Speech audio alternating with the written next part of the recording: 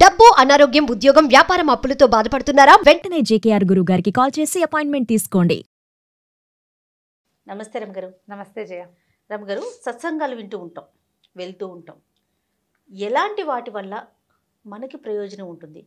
సత్సంగం వల్ల ఉపయోగం ఉండాలి, మనం కొంత ప్రయోజనం పొందాలి, లేదా ఏదైనా నేర్చుకోవాలి అంటే ఎలాంటి సత్సంగాలకి వెళ్ళాలి? ఎలాంటి సత్సంగమైనా వెళ్ళాల్సిందే. ఎలాంటిదైనా సత్సంగము అంటే సత్ సరి అయిన దానితోటి కలిసి ఉండటం. ఇప్పుడు మనం సంఘం వల్లే సమస్యలు వస్తాయి జయ. ఎప్పుడు సంఘంతో అది మనకు కావాలి, ఇది మంది ఉండాలి, ఇది చెయ్యాలి, అది చెయ్యాలి. కొంతమంది దుర్మార్గులు, దుష్టులు, లేకపోతే స్వార్థపరులు, వాళ్ళతో కలిసి ఉంటాం.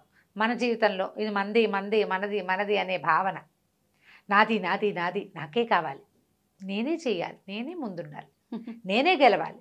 ఇవన్నీ కూడా సంఘం వల్ల వచ్చే సమస్యలు. ఇందులో సత్తు అసత్తు అన్నీ ఉంటాయి. కొన్ని మంచివి, కొన్ని చెడ్డవి, కొన్ని మన చెడు వైపుకి లాక్కెళ్ళిపోయేవి, కొన్ని మనని మరీ స్వార్థపరులుగా చేసేసేవి, కొన్ని మనని దుర్మార్గులుగా చేసేవి కూడా ఉంటాయి. సంఘమే చెడగొట్టేది. ఓకే. అయితే సత్ సంఘము అంటే మంచి దానితోటి సంఘాన్ని కలిగి ఉండు నువ్వు. అది నీకు ఎక్కడో ఒక చోట ఎప్పుడో ఒకప్పుడు నిన్ను సన్మార్గంలోకి పంపిస్తుంది. ఇప్పుడు అన్ని మార్గాలే కదా. అవును. మనం వెళ్ళే ప్రతి మార్గము సన్మార్గం అని మనకు తెలుసా? తెలీదు, మనకు అర్థం కాదు. అవును. కానీ సత్సంగం వల్ల సన్మార్గం లభించేందుకు అవకాశం ఉంది. ఏ సత్సంగము ఎవరిని ఎక్కడ ఎలా సరైన మార్గంలో పెడుతుందో మనకు తెలియదు. అవకాశం లభిస్తే నేను సత్సంగాలకు వెళ్ళండి అని అనకుండా వెళ్ళాలి. 4 మంచి మాటలు వినే అవకాశం వచ్చినప్పుడు తప్పకుండా దాన్ని తీసుకో. వెళ్ళటంతో పాటుగా ఏం చేయాలి రమగారు? దాంతోపాటు ప్రవర్తించాలి జయ. ఇది ఎలా అంటే అవలంబించాలి. కర్మ మనని అవలంబించనివ్వకుండా కూడా చేస్తుంది జయ. అవునా రమగారు? మన కర్మానుభవం చాలా బలీయమైంది. కర్మ మహా గట్టిది జయ. సత్సంగంలో వెళ్తూనే ఉంటారు, ఊరికే విని వచ్చేస్తారు. మన కర్మ మనల్ని ఏం చేయనివ్వదు. ఎప్పుడో ఒకప్పుడు మనకి టర్న్ అయ్యేందుకు ఒక అవకాశం, మన కర్మ ఎక్కడో కర్మ ఖర్చు అయిపోయి మనం చేయవలసిన బాకీలు, తీర్చవలసిన బాకీలు తీర్చేసి మనం ఖాళీగా ఉన్నప్పుడు సత్సంగం తగిలిందనుకో, మనం సరైన దారి పట్టేస్తాం. ఓకే. అందుకని ఏం చేయాలి? నీకు అది ఎప్పుడు పోతుందో నీకేం తెలుసు. నువ్వు చేసేదేమిటో, నువ్వు చేస్తున్నదేమిటో, నువ్వు చేయగలిగేదేమిటో నీకు తెలియదు, చేసుకుంటూ పోతూ ఉంటావు. అందుకని మన దైనందినమైన వాటితో పాటుగా సత్సంగాన్ని కూడా ఒక భాగంగా ఉంచుకోవాలి. 4 మంచి మాటలు ఎవరైనా చెప్తుంటే వాటిని కట్ చేయొద్దు, వినండి. ఇదంతా మెట్ట వేదాంతం అనుకోకండి. తప్పులు వెతకద్దు, మెట్ట వేదాంతం అనుకోకండి. మనకు కూడా వేదాంతం వస్తుంది. మనకి మెట్ట వేదాంతం అనిపించింది ఒక రోజున మన జీవితంలో నిజంగా నిజమైపోతుంది. అది ఎవరికెవరు, ఈ జీవితం క్షణభంగురం, అదంతా భార్య బిడ్డలు ఇవన్నీ ఇదే మన ప్రపంచం అనుకుంటాం. ఇదేది మంది కాదని మనకు ఒకనాడు అర్థమవుతుంది. జీవితం ఎంత అశాశ్వతమో ఒక్క క్షణంలో మనకి తెలియజేసేస్తుంది. అప్పుడు మనకి తోడొచ్చేదేది? మనం విన్న సత్సంగం. దాని ఆలంబనతోటి మళ్ళీ మనం లేచి నిలబడగలుగుతాం. అందుకని మంచి మాటలు వినాలి. ఒక మంచి కథ చెప్తాను దీనికి. చెప్పండి. పూర్వం ఒక దొంగ రాజుగారింట్లో దొంగతనం చేసేసి పారిపోయి వచ్చేసాడు. నగలు ఒక చోట దాచిపెట్టాడు. రక్షక భటులు వెంటపడుతుంటే ఒక మఠంలో సత్సంగం జరుగుతుంటే ఆ భక్తులతో పాటు కలిసిపోయాడు. ఆ మఠాధికారి ఒక ఆయన స్పీచ్ ఏదో చెప్తున్నారు మాటలు. రాములు వారు రామాయణంలో చెప్పాడు. శ్లోకం గుర్తుంది. సకృదేవ ప్రపన్నాయ తవాస్మీతి యాచతే అభయం సర్వభూతేభ్యో దదామి ఏతద్వ్రతం మమ. నువ్వే నాకు దిక్కని ఎవడైనా ప్రార్థిస్తే వాణ్ణి నేను రక్షిస్తాను. అదే నా వ్రతం. అందరికీ అభయం ఇస్తా. నేనే కావాలని వాడు ఎవడైనా నన్ను కోరుకుంటే అన్ని భూతాలకి, అన్ని ప్రాణులకి అభయం ఇస్తాను నేనన్నాడు రాముడు. కృష్ణుడు చెప్పాడు, మహత్తరమైన పాపం చేసినా సరే, ఎంత పెద్ద గొప్ప పాప అయినా సరే, చాలా పెద్ద పెద్ద పాపాలు చేసిన వాడు కూడా నా శరణు పొందిన వాడిని, నువ్వే శరణ్యమని నన్ను నమ్మిన వాడి పాపాలు, వాడు సజ్జనుడి కింద లెక్క, వాడికి పాపాలు లేవు. ఎవడైతే భగవంతుడిని శరణాగతి పొందుతాడో, నా తప్పులన్నీ నీకే ఇచ్చేస్తున్నాను, ఇంకా నేను తప్పు చేయనని అంటాడో, వాడి తప్పులు నావి, వాడు సజ్జనుడు అని చెప్పాడు. ఇది దొంగ అలా నిలువున నీరైపోయాడు అది వింటూ. భగవంతుడు ఇంత సులువైన ఉపాయం చెప్పాడా? ఋషులు మునులు వేల సంవత్సరాలు తపస్సు చేస్తే కానీ వాళ్ళకి ప్రత్యక్షం కానివాడు మనుషులకి ఇంత సులువైన ఉపాయం చెప్పాడు. రామా నువ్వే శరణ్యం అను, కృష్ణ నువ్వే శరణను, అన్నీ కృష్ణార్పణమే, అన్నీ రామార్పణమే.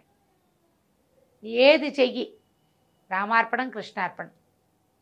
ఇక నేను దొంగతనాలు చెయ్యను, ఇప్పటిదాకా చేసినవన్నీ కృష్ణార్పణం రామార్పణం అనుకున్నాడు. వదిలేశాడు మొత్తం. లేచి బయటకు వచ్చాడు. దొంగని గుర్తించారు సైనికులు, పట్టేసుకున్నారు. నువ్వే దొంగవన్నారు. నా జీవితంలో నేను దొంగతనం చేయలేదన్నాడు. ఈ జన్మలో నేను అసలు దొంగతనమే చేయలే అనేసరికల్లా భటులు రాజుగారి దగ్గరికి లాక్కుపోయారు. వీడే దొంగండి, ఇవే బట్టలు, ఇవే మనిషి, మేము పరిగెత్తాం చాలాసేపు, మఠం నుంచి బయటకు వస్తూ దొరికాడు అన్నారు. అనేసరికల్లా అతను రాజుగారి దగ్గర కూడా చెప్పాడు, నేను ఏ దొంగతనము చేయలేదు అనేసరికల్లా అప్పుడు ఆ ఊళ్ళల్లో ఒక ఆచారం ఉంది. దొంగతనం నిజమో కాదో తెలియడం కోసం ఒక నిప్పు కణికని అరిచేతులు పెట్టి ఇట్లా మూస్తారట. చేతిలో పెట్టి ఒక లోహపు ముక్కని కాల్చి ఎర్రగా అది అతని చేతిలో పెట్టారు. అరిచేతిలో పెడితే అది మామూలుగా చెయ్యి కాళ్ళ అతనికి. అంటే నిజమే చెప్తున్నాడు. రాజు ఆశ్చర్యపోయాడు. అయ్యో, ఒక సాధు సజ్జనుండి తీసుకొచ్చి దొంగ అన్నారు, మీకు శిక్ష పడుతుంది దీనికి. ఒక సజ్జనుండి దొంగని చేస్తే తప్పు కాదు, అంతేగా, మీకే శిక్ష పడుతుంది అని గట్టిగా అరిచి కేకలేశాడు సైనికుల్ని. మీ వల్ల ఈ అపరాధంలో నేను కూడా భాగమైపోయాను, సాధువులకి అపకారం చేయకూడదు, ఆయన్ని దొంగ అన్నాం మనం, ఇలా పరీక్ష చేశాము అని గట్టిగా కేకలేశాడు. కేకలేస్తే వాళ్ళని కేకలేకండి, వాళ్ళు నిజమే చెప్పారు, నేను నిజంగా దొంగనే, నా వెనకాల వస్తే నేను మీకు చూపిస్తానన్నాడు. రాజు ఆశ్చర్యపోయాడు. ఆయన కూడా సైనికులతో పాటు వెళ్ళాడు. ఒక చెట్టు కింద దాచిపెట్టిన నగలు తీసిచ్చాడు.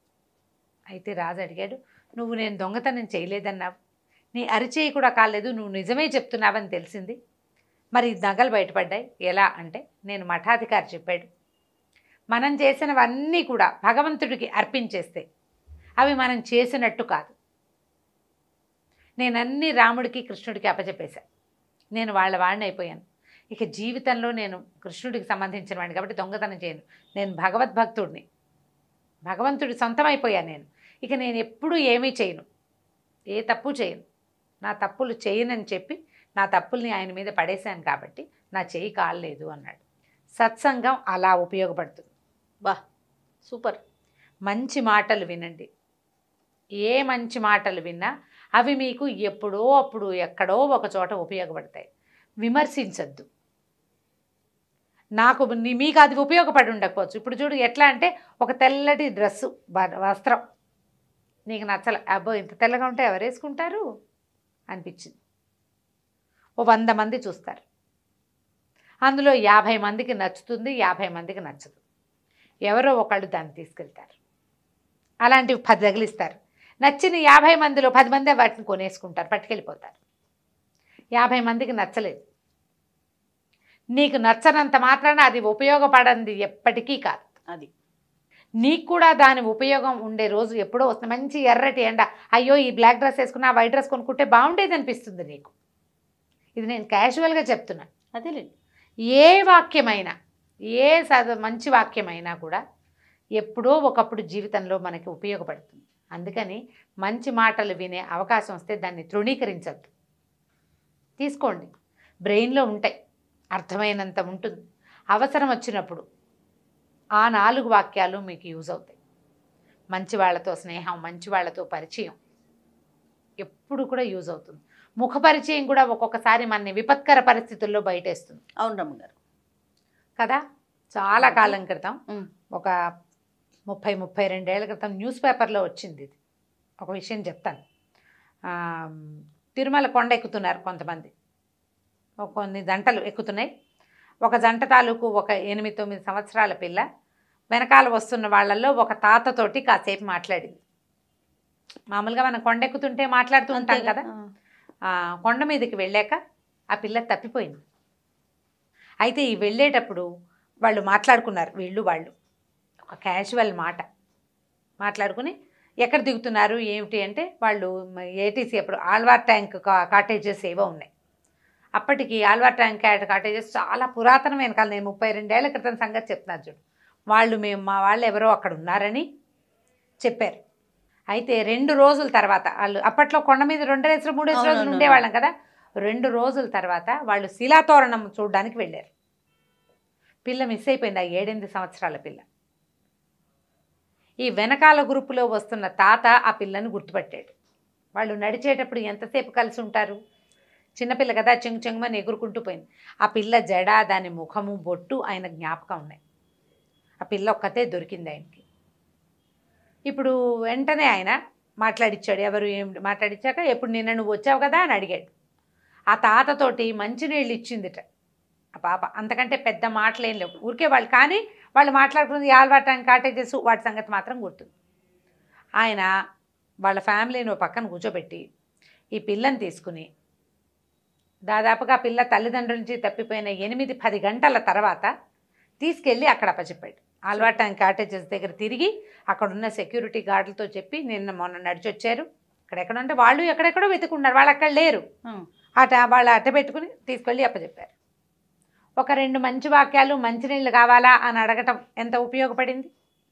అవును, ఆయన కూడా ఏ మంచి మాటలు విన్నాడో. పాపం తప్పైంది, ఆ పిల్ల మనకెందుకు, మన దారిన మనం వెళ్ళిపోకుండా పాపం పిల్లని చేరుద్దామని అనుకున్నందుకు ఏ ప్రమాదము లేకుండా ఆ పిల్లని ఎవరికైనా అతను అప్పచెప్పాడు అనుకో, అక్కడ ఏదైనా జరగచ్చు కదా. అవును, తనే స్వయంగా తీసుకెళ్ళి ఆయన దింపాడు. సో మంచి ఎప్పటికైనా ఉపయోగపడుతుంది రమ్మగారు, అది ఎప్పుడు- ఏదో ఒక రూపంలో. ఎప్పుడు మంచి మాటలు, మంచి విషయాలు ఎప్పుడో ఒకప్పుడు ఉపయోగపడతాయి. కాబట్టి సత్సంగం అవకాశం వస్తే వదిలిపెట్టద్దు. మంచి మాటలు వినే అవకాశాన్ని తప్పకుండా. రొడ్డకొట్టుడు, ఇది మనం పురాణాలు వింటాం, కథలు, కాకరకాయలు, కాలక్షేపానికి 100 చేస్తాం మనం, 100 వ్యవహారాలు చేస్తాం, కాలక్షేపానికి టైం కిల్లింకే చేస్తాం. అవును, దాంతోపాటుగా మంచి ఉపయోగపడే మాటలు వినడానికి కూడా ఒక్క సమయాన్ని కేటాయించుకోండి. వారానికి ఒకసారో, నెలకు ఒకసారో, 15 రోజులకు ఒకసారో, ఎప్పుడో ఒకప్పుడు ఓ సత్సంగం, ఓ 4 వాక్యాలు. జీవితంలో ఏదో ఒక రోజున మీరు తీయలేని తాళం ఉన్న తలుపులు కనపడితే ఈ వాక్యాలు ఆ తాళాలుగా ఉపయోగపడచ్చు. చెప్పలేకపోతాం కదా, ఇలా ప్రయత్నం చేస్తే బాగుంటుంది. నమస్తే అండి. నమస్తే.